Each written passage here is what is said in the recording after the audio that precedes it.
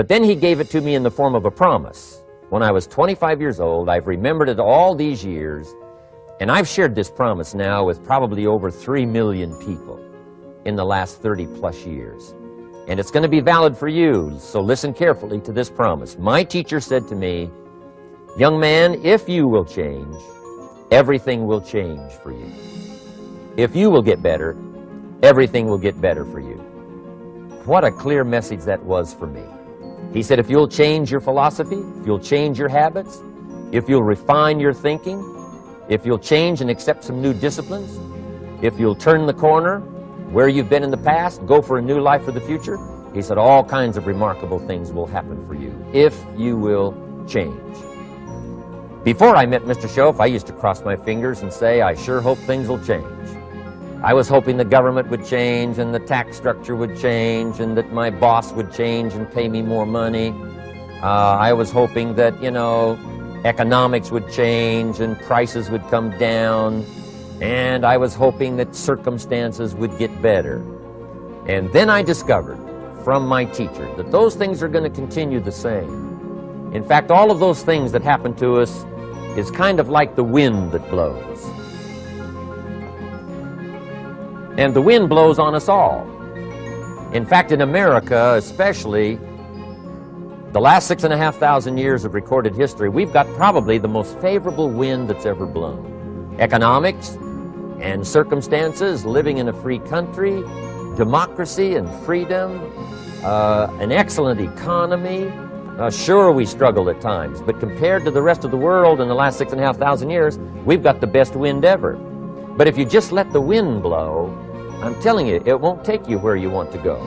All of us must use this wind to take us to the dreams we've got, to the equities we want, to the money we want, to the income we want, and to all the things we want our life to have.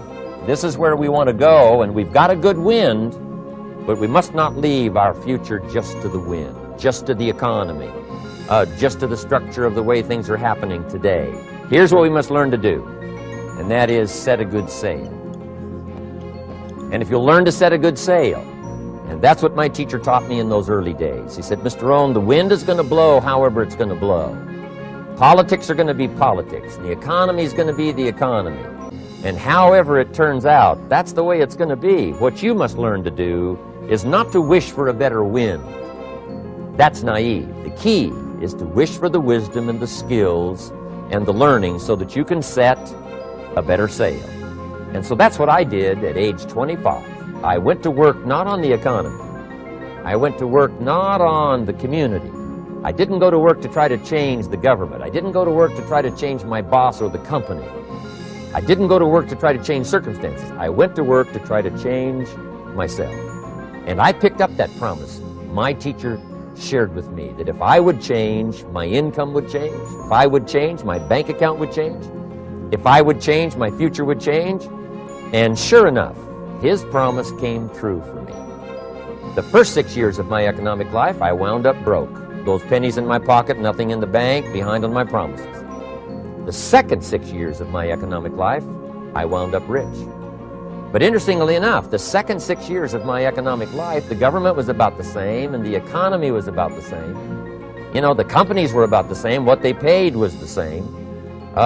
Circumstances around me were the same. My negative relatives were the same.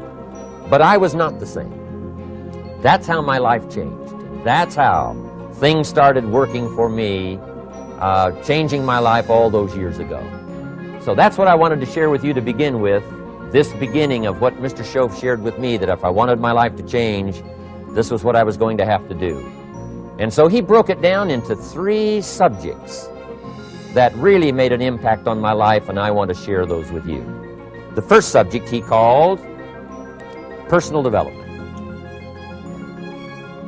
And the second subject he called setting goals. And the third was how to become financially independent. And I'd like to give you just a few clues from those 3 major subjects that so dramatically affected my life.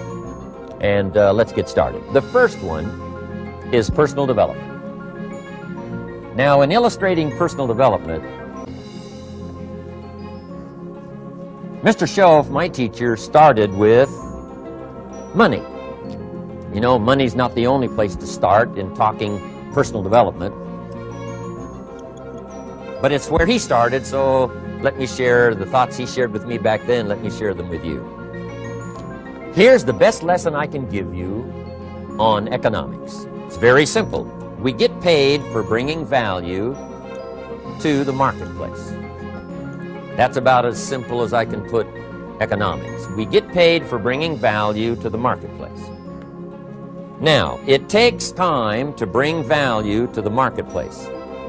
However, we do not get paid for time, so we cross that out. Mistakenly, the man says, I'm making about $20 for an hour. Not true. If that was true, you could just stay home, right, and have him send your money. So that's not true. We don't get paid for time, we get paid for value brought to the marketplace. Now, since that's true, here's one of the key questions of my talk to you today. Is it possible to become twice as valuable to the marketplace and make twice as much money in the same time? Is that possible? The answer is yes. Could you become 3 times as valuable as you might be right now to the marketplace and make 3 times as much money in the same time? And the answer is yes. 5 times, 10 times? Of course. America is unique. It's a ladder to climb. It starts down here, let's say, at $5 an hour, and it keeps going up. Top income last year, $80 million.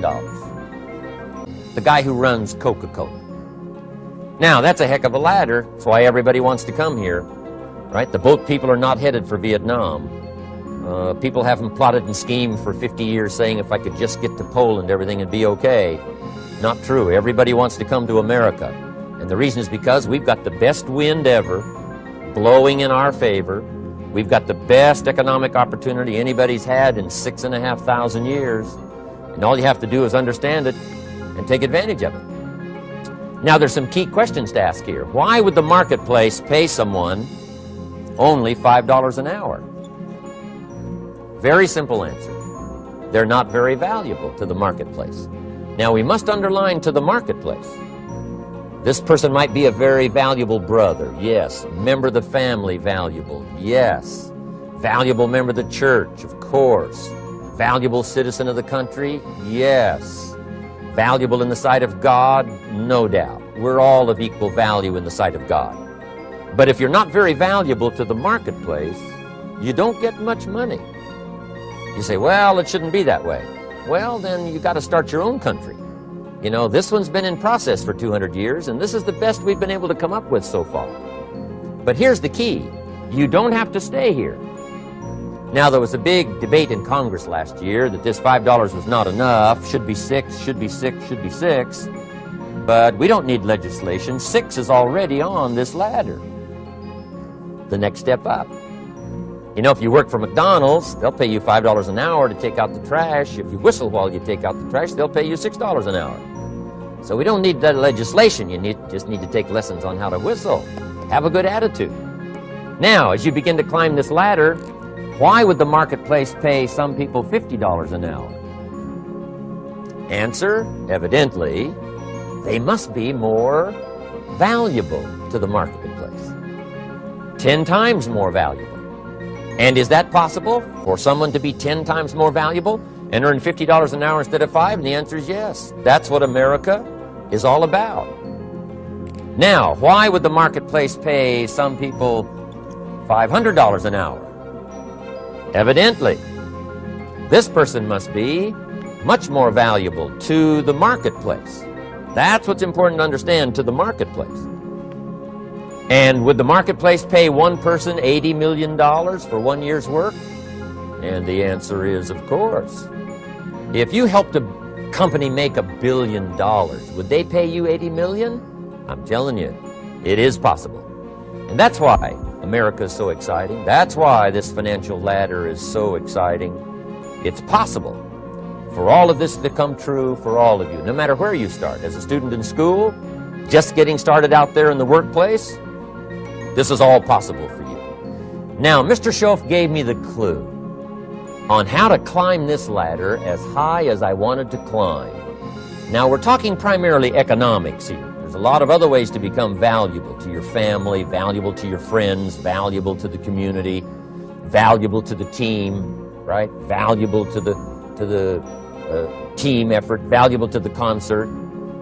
But here's what he said to me. In climbing this ladder economically, all you have to do is work harder on yourself than you do on your job. Once I heard that, it made sense to me. I kept hoping that everything else would